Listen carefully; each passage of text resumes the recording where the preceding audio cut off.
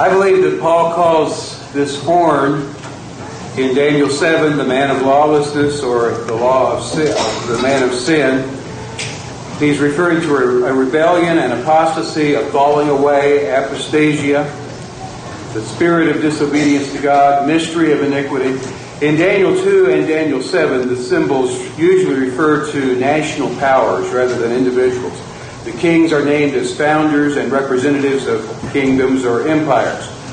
And the 10 horns represent 10 kingdoms rather than individual kings. And the king represents the kingdom, and the kingdom is concentrated in its king. The beast was given in verse 7 I'm not sure where I am on the slides at this point, but the beast was given authority over every tribe and people and language and nation.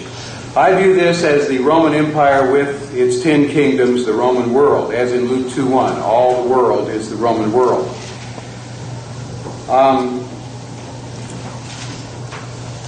Who worships the beast?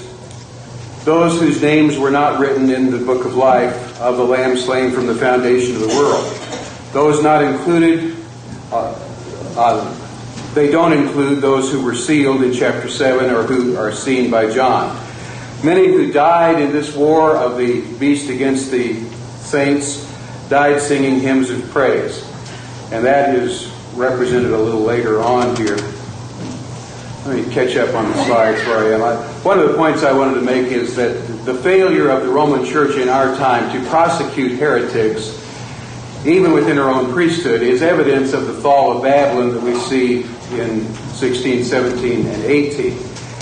They would be doing this if they could. They always did it when they could. If the Pope is Lord of the land, he will never tolerate you. And when we see the Pope on TV doing nice and gentle things, we need to remember that this man represents a power that will shed the blood of saints if he can. But that power was taken away after the time of the 1260 years. Pope Pius V declared that he would release a guilty culprit, a culprit guilty of 100 murders rather than one obstinate heretic. So, to me, this is one of the most convincing evidences of the fall of Babylon. When he wielded universal sway, millions were tortured and slain. The Quemadero at Madrid, there was a man from the same family as the people that started the Guinness Brewing Company, but his name was Henry Grattan Guinness, and he wrote about personal first-hand experience going to this place in Madrid when that trench was opened for highway construction. When the Quemadero was opened in Madrid in 1970 and the ashes of the martyrs who had been burned by the Inquisition, this is 1870, the ashes of the martyrs who had been burned by the Inquisition were brought to light, we were present and saw that thick bank of human remains and stood breast deep in the ashes. There's another traveler who wrote an account of this. In the early part of 1870, I crossed the Pyrenees and reached Madrid. And on reaching Madrid, went with a friend to see the newly opened Quemadero. Some workmen employed in cutting a road across the summit of a low hill close to the city had inadvertently dug into a broad bank of ashes which had been buried for 1 or 2 centuries. Mingled with the ashes, they found a large quantity of charred human bones, together with fragments of rusted iron and melted lead. The spot was speedily verified as the famous Quemadero, or place of burning, one of 12 places where so-called heretics were annually burned in Spain during the Inquisition. I found the road had been cut through the center of this bank of blackened bones and ashes. The strange stratum displayed seemed about 6 feet in depth and covered quite a large area. There, exposed to the light of day, were the ashes of the Spanish martyrs. It's quite a story. This was discovered in the same year that the Pope was declared to be infallible. We have quite a lot of information about this. Guinness says, we have seen in Mexico skeletons of victims of the Inquisition who had been buried alive. We have visited the Inquisition in Rome and have seen its prisons and conversed with its inquisitors. Its history, written in tears and blood, fills next to the story of the crucifixion of Christ, the darkest page in the records of humanity. This is something that, and Gisela Mueller is just a common person who wrote this into a magazine. I grew up in a Roman Catholic family in Hitler's Germany. One day when the Nazis had committed yet another act of church persecution, my mother angrily said, "Why can't they leave the church alone?" My dad quietly answered, "It could be worse. They could be buddies." And that's the type of thing that we're talking about here. How does papal Rome blaspheme God? Papal claims to divine authority are well documented. The papal claims to be uniquely ordained and represent God on earth have been stated over and over again. Many popes have not only claimed to take the place of God on earth, but to be equal to God and even to be God. Examples. Leo XIII, June 20th, 1894. "We hold the place of Almighty God on earth," he said. Pope Pius IX, "I am the way, the truth, and the life." Pius XI, April 30th, 1922. "You know that I am the Holy Father, the representative of God on the earth, the vicar of Christ, which means that I am God on the earth." Cardinal Manning, a good friend of Pope Pius IX, said that the papal church is totally supreme, or it is nothing or worse than nothing, an imposture and a usurpation. That is, it is Christ or Antichrist. And I have to agree, it is one or the other, Christ or Antichrist. The papacy has openly claimed to be a law unto itself, to have authority to change existing laws, whether ecclesiastical or civil, even to have the authority to change the laws of Christ. Pope Gregory IX wrote that the Pope is said to have a heavenly power, and hence he changes even the nature of things. He can make something out of nothing. A judgment which is null he makes to be real. In the things which he wills, his will is taken for reason. Nor is there anyone to say to him, "Why dost thou this?" For he can dispense with the law. He can also turn injustice into justice by correcting and changing the law, and he has the fullness of power. Pope Nicholas decreed, "No marvel if it be in my power to change times and laws, to alter and abrogate laws, to dispense with all things, yea, with the precepts of Christ." The Pope is judge and can be judged by no one. And in their heyday, of course, the popes were kings as well as priests. And that's what we're really talking about here, the temporal power united with the spiritual power. They claim to be subject to no power on the earth and to be King of Kings. And for ages they acted accordingly to that. The spiritual authority attached to the Pope gave him headship over the kings. And this was the principle of his usurpation. This authority derived from his being the supposed successor of the Apostle Peter. The Roman papacy speaks clearly as Antichrist, that is a counter-Christ, a substitute Christ. The Apostle John said, "You have heard that Antichrist is coming." Where did they hear that? They had to hear it someplace. John said they heard it. Probably a reference back to 2 Thessalonians chapter 2 about the man of sin. A substitute Christ, a vice Christ, or anyone who takes the place of Christ. 1 John 2:18, 22, 4:3, and 2 John 7 are the places where this expression is used, and it was apparently well known in the early church. You have heard that Antichrist is coming. Obviously, there was a spirit of Antichrist. The Apostle John said in his day there are many of them already who have this spirit, and they are Antichrist. This can mean one who stands in opposition to Christ, or one who puts himself in the place of Christ, another Christ, setting himself up as the counterpart of the true Christ. As an antitype takes the place of a type. The church is the tabernacle is the type of the church, the true tabernacle which the Lord pitched and not man. Antitype denotes a relationship of correspondence between the symbol and the thing symbolized. Antichrist denotes not per se one who rejects the person or teaching of Christ, but one who as a rival usurps the office and prerogatives of Christ. He sits in the temple of God proclaiming himself to be God. He is the head of the great apostasy predicted by Paul. I always duck down when I take a drink so I don't make you thirsty.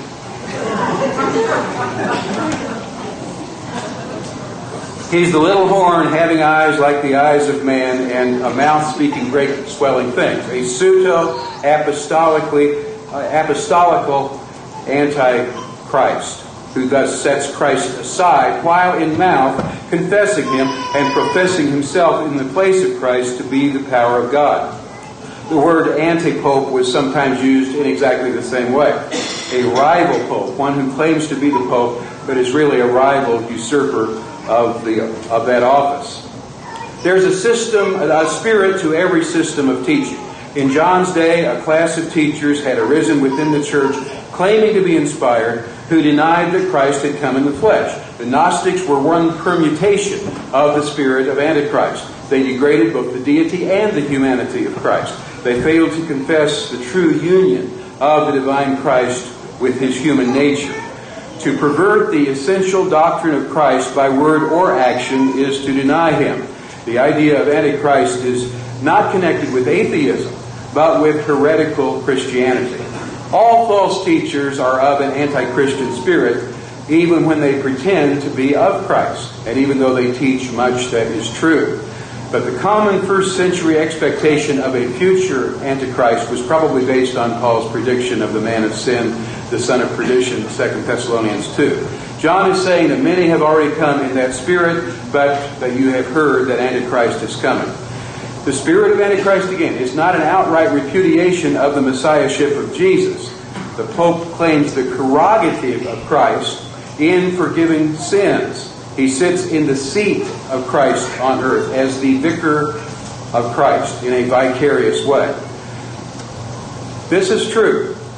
He who speaks for Christ must either be his true ambassador or Antichrist. If the Pope does not really speak for Christ, then he is, in some sense, Antichrist. If he's not the vicar of Christ, then he must be the other. I don't see any middle view on this. Pope Pius IX stated, "I am the vicar of Jesus Christ, and I have the right to employ the very words of Jesus Christ.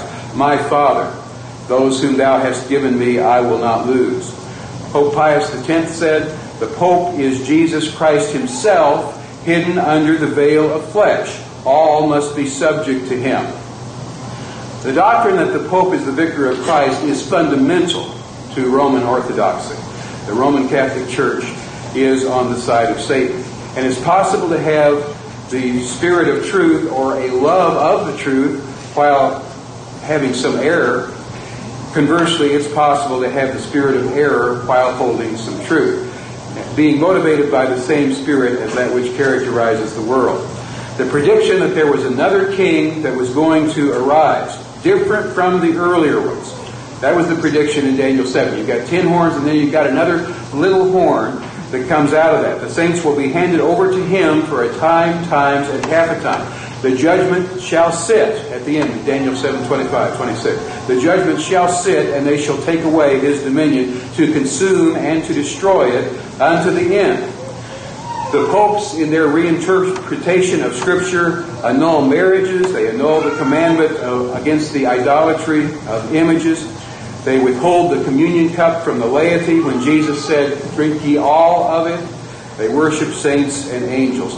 Pope Pius IX said in 1912, "The Pope is the head under whom no one can feel himself tyrannized over because he represents God himself. He is the Father par excellence because he unites within himself all that there is that is lovable, sacred, and divine." The Pope is called the husband of the Church, signified by the marriage ring in his inauguration ceremony. Now, the beast from the earth in verses 11 through 18 is a different institution, a different entity. Daniel, from his far distant view of these times, saw only one beast here. Like we look at a binary star from way off and may just see one star. John is much closer and getting more detail. He sees the beast from the sea accompanied by another beast and by the image of the beast. These are the great earthly helps to the first beast. Out of the earth probably emphasizes the false prophet from chapter 16:13 and chapter 19:20. There's a close association here with human society, the earth. The two horns may be intended to indicate his lamb-like appearance. Spoke as a dragon shows his the deceitfulness of this entity. The second beast is definitely a subordinate and a helper of the first. It's the prime minister of the first. The lamb-like appearance suggests his pseudo-redemptive role in the imitation of the true lamb. The description would have reminded the first century reader of the imperial cult and its priesthood, which made the people worship the Roman emperor back at the end of the first century. Ancient sources say this cult was transferred from Babylon to Pergamum, where for a time the kings of Pergamum were worshipped as gods in their temple by means of its priests. When Pergamum fell to the Romans, their worship was transferred to the Roman emperors, and the Roman imperial cult became the official state religion. But the first century readers would have understood that they were living under the sixth head, the pagan Roman Empire, and that this prophecy looks ahead to a seventh, which would be killed and resurrected as an eighth. They could have concluded that the implied priesthood, though much like the pagan priesthood in their own day, pertained to some future times. The Lord warned his followers, "Watch out that nobody deceives you, for many will come in my name claiming I am the Christ and will deceive many. For false Christ and false prophets will appear and perform great signs and miracles to deceive even the elect, if that were possible." So we should be on the alert to detect things that are false. In chapter 13, verse 12, this beast exercised all the authority of the first beast, and it exercised it on his behalf, and made the earth and the inhabitants worship the first beast. Like the first beast, which functions as an instrument of Satan, so this beast exercises the same satanic power. He functions as an intermediary priestly manner between the first beast and the people. He is seen to perform great and miraculous signs, even causing fire to come down from heaven in full view of man. The apparent miracles of the beast from the earth mimic those of the true witnesses. This beast from the earth, called the false prophet in chapter 19, is seen in order it sets up an image in honor of the first beast. He orders the people to do this. The idea was clear to the people who first read this, I think, because of the priest in the imperial cult. They were requiring the people in Ephesus and elsewhere to worship an image that was the likeness of Domitian in the form of a colossal statue at Ephesus.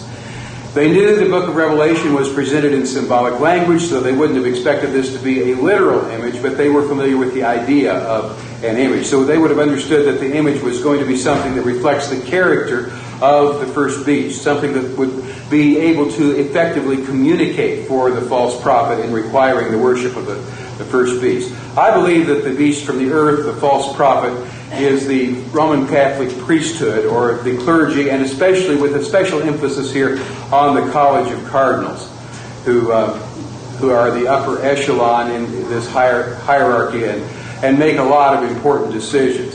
It functions contemporaneously with the beast from the sea. It's a deceptive entity which seems to be mild and gentle and inoffensive. It ensured the torture and death of countless witnesses to the true gospel. Bishops were bishops by the grace of the apostolic seed, not by the grace of God. The bishops or the abbot's mitre was anciently, today it's cleft from left to right, but it used to be cleft from front to back and could even give the appearance of horns. They used to be called cornuti, the horned ones. In the days of a number of the popes, there was a medal that was created of the Pope seated upon his throne. And I don't know if you can see the writing there or not. Over here, Quem, Creant, Adorant. I don't know if that, maybe you can see it better on this one. That last one was from Leo X. This one is from Martin V. If you can see I think you can see the printing a little better on this one. Quem, Creant, Adorant at Rome.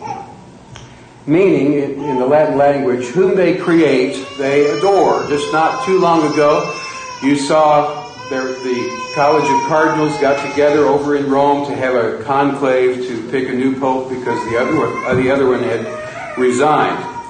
And these medals were very commonly used at one time. Here's one from Eugene.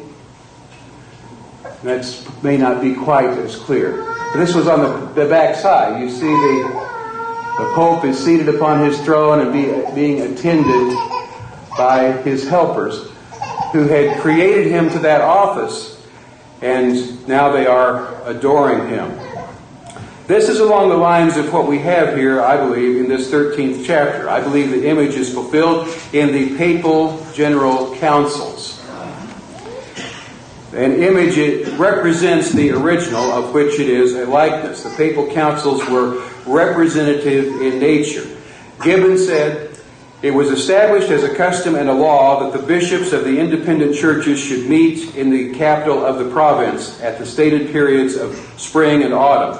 Their decrees, which are styled canons, regulated every important controversy of faith and discipline." All the provinces of the Roman world were represented by their bishops under the sanction and the presidency of the popes. It's these councils, I believe, that are the image of the beast, because that's the way the word image is used of deliberative bodies like the House of Commons or the French National Assembly. Edmund Burke said, "The virtue, spirit, and essence of a House of Commons consist in its being the express image of the feelings of a nation." Sir James Graham said, he was speaking about a reform bill which was to constitute the House of Commons a real and express image and representation of the country. The French National Assembly in 1848 was said to be a faithful and complete image of that nation. And we have this kind of language in the New Testament. Jesus Christ is the brightness of God's glory and the express image of his person. The Pope, as the head of the Roman priesthood, called for a convening of a general council. The whole preparatory process was assigned to the papal clergy. It took years sometimes to get this ready. To give breath to the image is to enable it to speak. Only the clergy were allowed to vote regarding ecclesiastical matters. The decisions of the councils were called canons, and the councils were said to speak them. They literally were said to speak these canons. These canons spoke what the Pope wanted to hear. It was the image of the Pope that spoke, the representation and image of the papal mind. Tradition was elevated above the Word of God.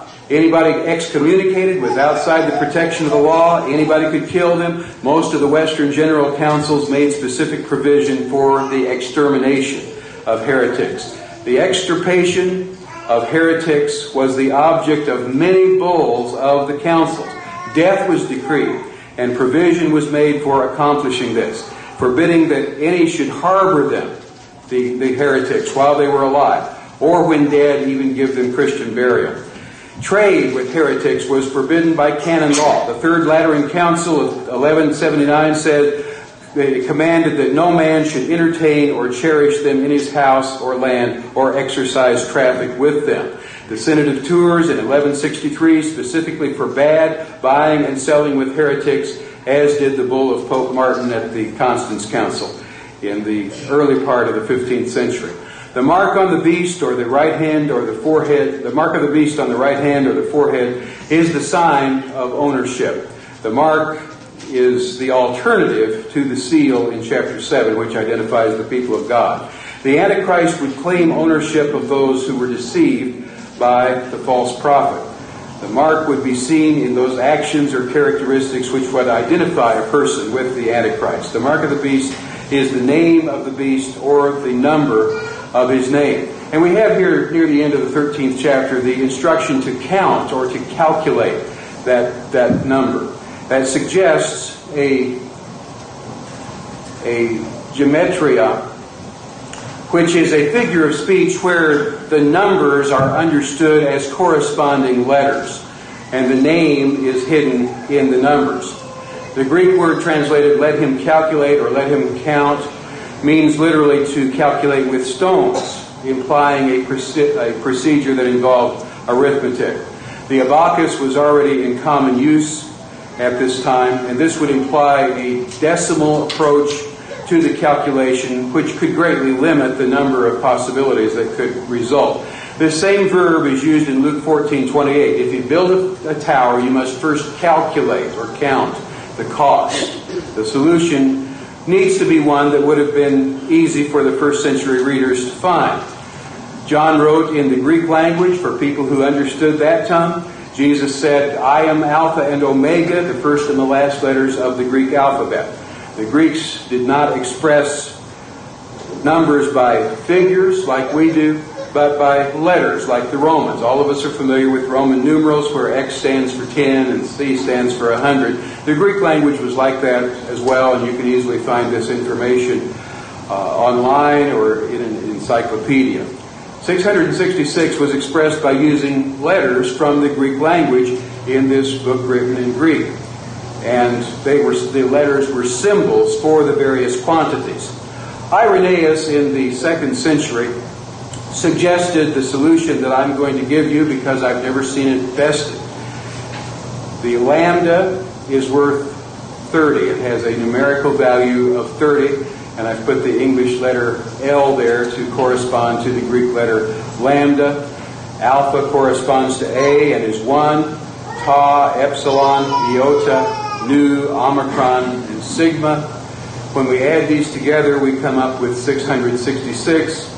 And this with the diphthong spelled out on the right there, or the gliding vowel that's used there in the Greek language. This is the Greek spelling of the name Latinos or Latinus, the Latin man, king of the Latins and reputed founder of the Latin race. This man is mentioned a couple of times in Virgil's Aeneid, which is the story of Aeneas, a Trojan who in exile travels to Italy and is there with his men, hosted by Latinus. Rome is the ancient capital of the Latins. The Romans were a Latin race. They spoke the Latin language. It was the Latin world, the Latin kingdom, the Latin church, the Latin patriarch, the Latin clergy, the Latin councils. They Latinized everything. The Roman church is called the Latin church to distinguish it from the Greek church, which is the other division of the Great Schism. Roman Catholic books were written in Latin. Until recently, their worship was conducted in Latin in every country, in the Latin alone. I remember the furor that was caused when that was changed a few years ago. A lot of people in that system wanted it to be left in the Latin language alone. When a Roman Catholic council convenes, its sessions are conducted in the Latin language, the language of the emperor, and all the official Roman affairs conducted, including the army, that was all in Latin. And this while the lingua franca out in the provinces was the Greek language. Latinos, Latinus, the Latin man, was a clear way of referring to anybody who represented the authority of the Roman Empire. Irenaeus in the 2nd century said that this was the probable solution because it is the name of the last kingdom of the four seen by Daniel. And as I say, I've never seen this bested. I think that this is correct. This points ahead to a future Roman state. The beast and one of its heads, though conceivably separated in the first 2 verses of chapter 13, are treated as identical in verses 12 and 14. So if we discover the name of the man, it is the name of the beast. At the end of the book of Daniel, the statement is made that none of the wicked will understand, but those who are wise will understand. Here is wisdom. This calls for wisdom and understanding. Now, I think we're going to need to skip over chapter 14. Chapter 14 is very similar to chapter 7. In chapter 7, we saw 2 interludes and there was a sealing. In chapter 14, we go back to that after this terrible time where the saints were warred against by the beast from the sea. Then there is this interlude dropped in. We have an interlude in 7 and 14, and then in 21 we have the final, I can't say interlude because it's the final state. But I think we're going to need to skip over 14. We need to really skip 15 as well, because 15 is only 8 verses long. It's the introduction to the bowls of wrath. So I'm just going to... In chapter 14 we have 3 different sets of events there. I'm just going to skip through that material, but it'll be on whatever is put out with regard to this. I'm going to just skip on over to chapter 16 since our time is running down here. Here in chapter 16 we have the bulls of wrath. Just as chapter 13 shows us the rise of the beast, so chapter 16 shows us the fall of the beast in its temporal power. That's what we're talking about here. There is elusive reference made to the plagues of Egypt. There are boils, sores, water turned to blood, and hail. That's not very helpful in determining the meaning of the language here because the Egyptian plagues were literal and these plagues are symbolic. The general meaning of the parallel to the 10 plagues is, I think, just that God will deliver His people as He did deliver His people from the Israelites. The first century reader would have understood that the beast was a future Roman government. The judgment of God is not capricious. It's an expression of His just and righteous nature. God's holiness and justice requires blood for blood. The prediction is that He's going to end the temporal power of the little horn. The seventh trumpet with its 7 bowls addresses a time after the sounding of the 6th trumpet. Each bowl, after being poured out, continues to act, though the others are added to it. The judgments of the preceding bowls overrun into succeeding ones. In verse 1 here of chapter 16, we see the great voice of God. These angels are sent out on their separate missions. Detailed are successive blows by which the temporal power of the papacy would fall. So let's get right to the first bowl here, so we don't run out of time. I don't want to do like I've done so many times before and not get to the end of where we're trying to head. The first bowl has to do with the earth as opposed to the sea, the rivers, or the sun. There is a noisome, bad sore that goes along or corresponds with the same idea from the 6th Egyptian plague. A boil gradually and painfully festers until it erupts. So what we're going to see here is an eruption from within, not an infliction from without. The outbreak of this ulcer is a deep-seated disease from within. This erupted in the 18th century French Revolution. There were several factors that contributed to this. One was decadence, the growing moral and spiritual decadence of the papacy and its apostate church during this time. Temporal and spiritual authority rested in the papal throne. This had been buttressed with the forged document called the Donation of Constantine. In this forged Roman imperial decree, Constantine supposedly transferred authority over Rome and the Western Roman Empire to the Pope.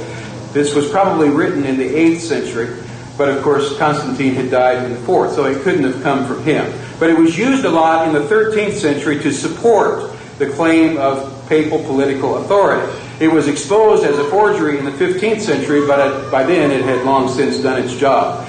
The vice and flagrant sins and public crimes of the popes of the last half of the 15th century and the early part of the 16th were just blatant.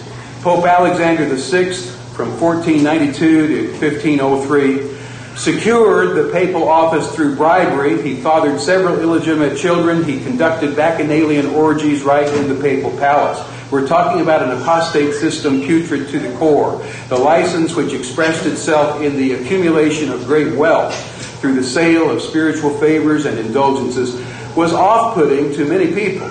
Many dismissed the entire Christian religion as unauthentic and false because of this. Many others took the papal example as license for their own immoral or violent behavior.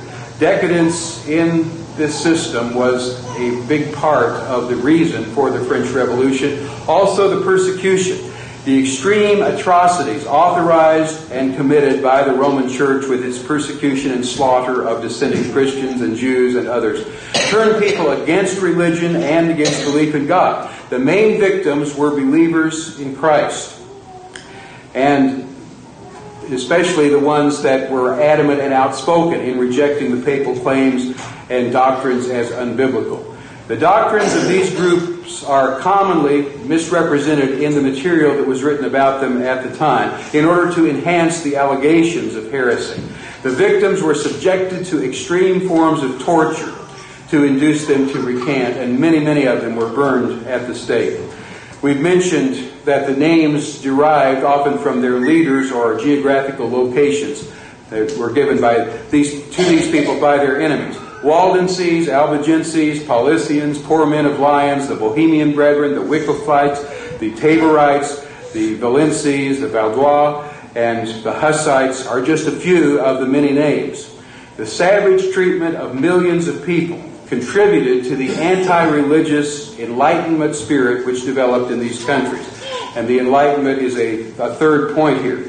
The growing popularity of Enlightenment philosophies with their humanistic atheism, materialistic science, and anti-Christian thought had a marked effect, especially in France and Western Europe during these centuries. This was the time in England of Paine and Hume and Gibbon and Bolingbroke. It was the time of Frederick the Great in Germany and Jefferson and Franklin in our country.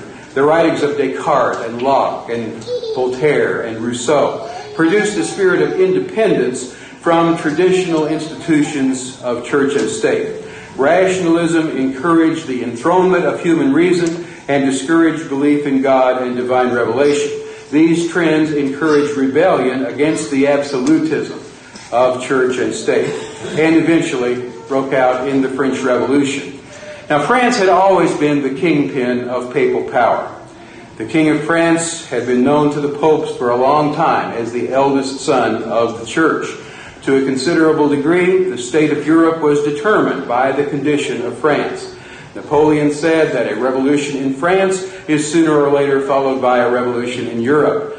Paris is the navel of the world. Its central position geographically, its power, its direct relation to all the purposes and all the aims of the papacy made it possible and probable that in the account of the downfall of papal power, France would not be overlooked. The popes actually lived in Avignon, France, for the better part of the 14th century, when they were driven out of Rome.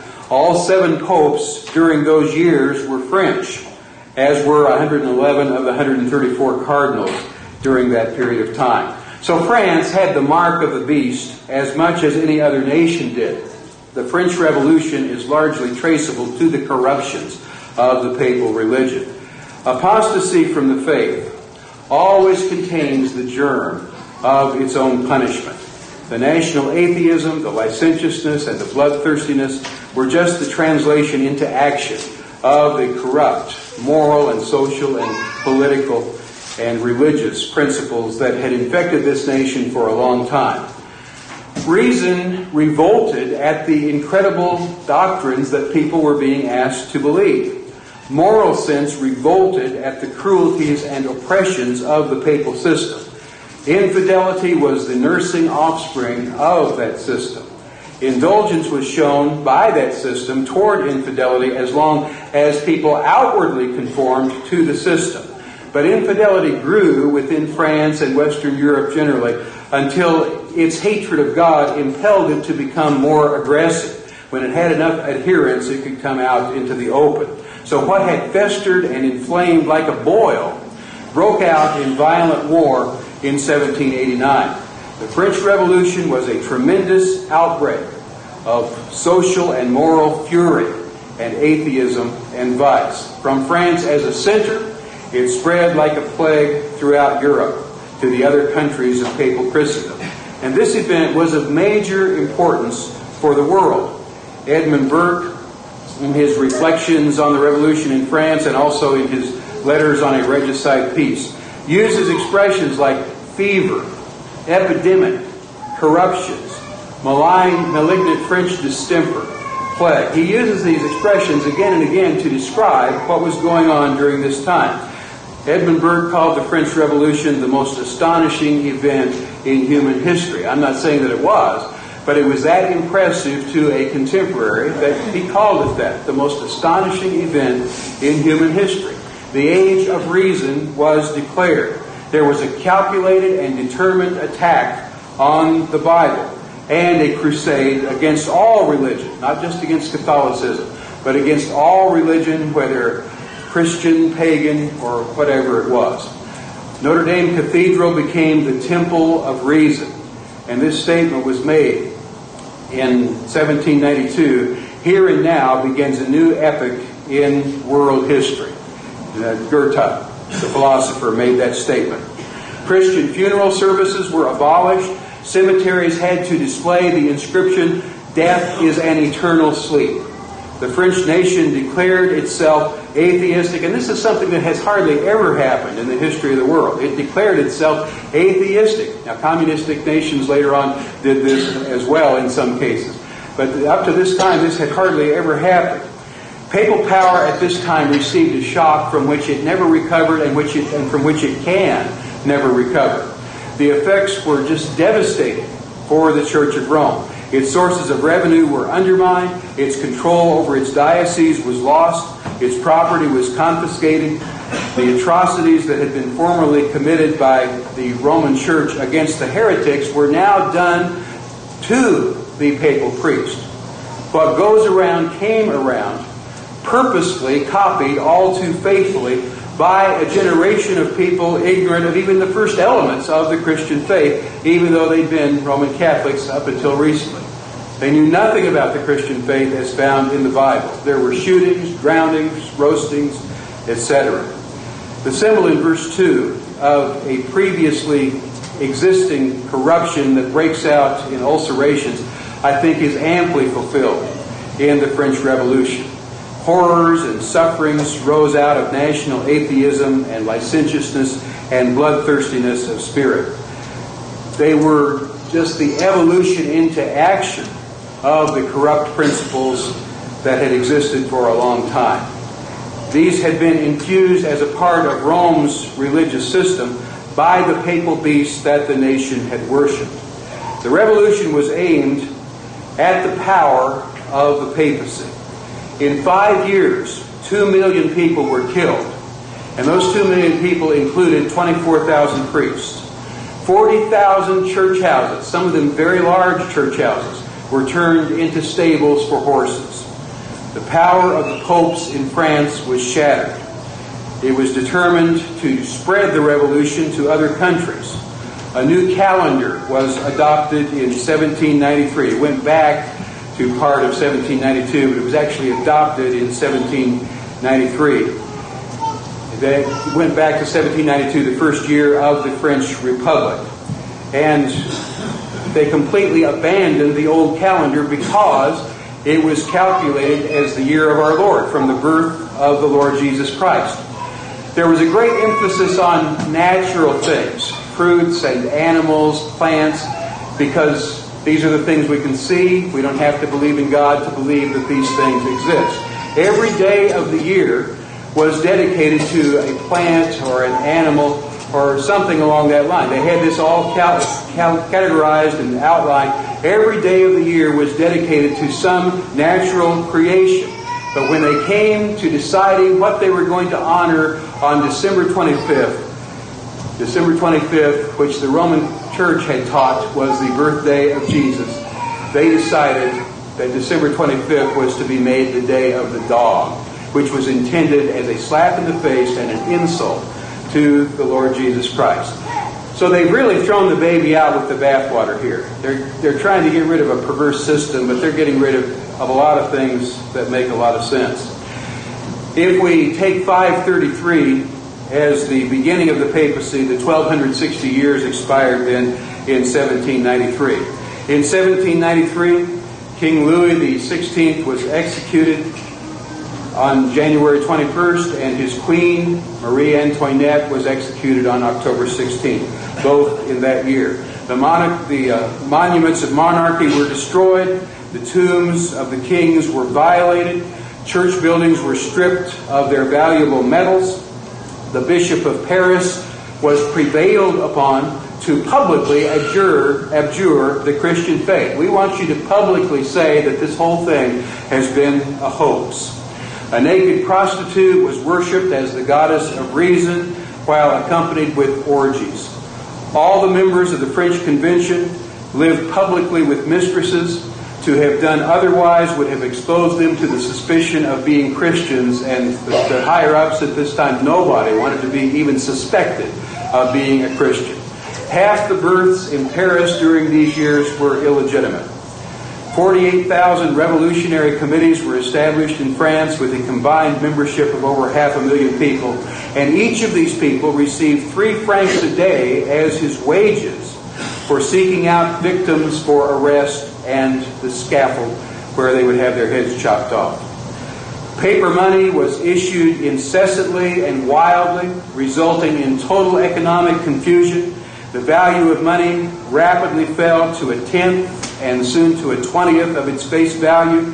Debtors paid their obligations with currency that finally was not even worth 1/100th of its face value.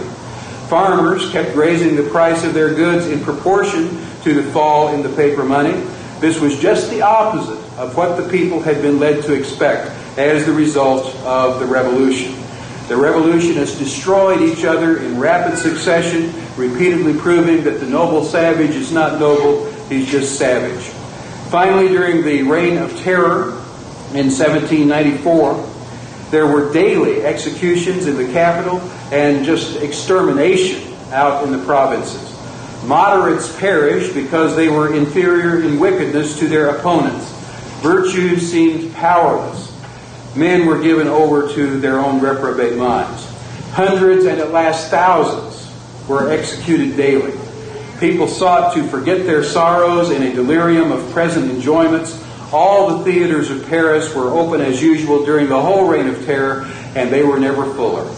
When the nobles and the higher orders of the old society were dead, the guillotine began to descend on the shopkeepers and the more opulent of the laboring classes, and it was only in reaction to this that an end was put to the Reign of Terror. Meanwhile, war was declared by France against Great Britain. These vials overrun each other, and the judgments of one do not necessarily cease when the next is poured out. But the second bowl, in verse 3, was poured out on the sea. The sea was turned into blood, and every living thing in the sea died. The blood of a dead man was congealed, or a blackish blood like the purplish face of a corpse. The sea, indicating that the sea would become discolored, the effect of great quantities of blood that were shed on its water. We should expect a fulfillment here that will focus on a time of major maritime battles. There's a likeness between the first 4 vials and the first 4 trumpets, and I think that's very important. By the way, the word vial comes from the original Greek word that's translated here as bowl or vial. King James translators use the word vial because of that Greek word. I don't know about you. When I think of a vial, I think of something that's long and narrow, and you can pour out just a little bit of it. But these were bowls like were used for the scattering of the ashes in the time of the tabernacle or the temple. These were flat, basin-like bowls, and you can just toss and fling material out of it. That's the idea here, more than what I think of when I hear the English word vial. So I think bowl, for our time and place, is probably a better expression. The scene and the subject in the case of the first 4 bowls and the first 4 trumpets are just almost the same. Earth, sea, rivers, and sun. But in the trumpets we're being told about 1/3 of the earth and the rivers and the sea and the sun. In these bowls, they are spoken of as entire. The eastern division of the empire, together with the Illyrian portion, had been taken by the Turkish conquest. It had been annihilated in its political character as a so-called Christian state. And so there is a fall here. The third part of men had been killed in their collective and political character under the 6th trumpet. Right after that, the rest of the men that were not killed are spoken of. Papal Europe was left as the remaining Christendom on the old Roman earth. Lord willing, we'll take it up at this point in the morning and talk a little bit more about the second bowl and try to proceed throughout the rest of the bowls, and then in our second session tomorrow talk about the 20th, maybe the 17th chapter and the 20th chapter. 10-minute break. Thank you.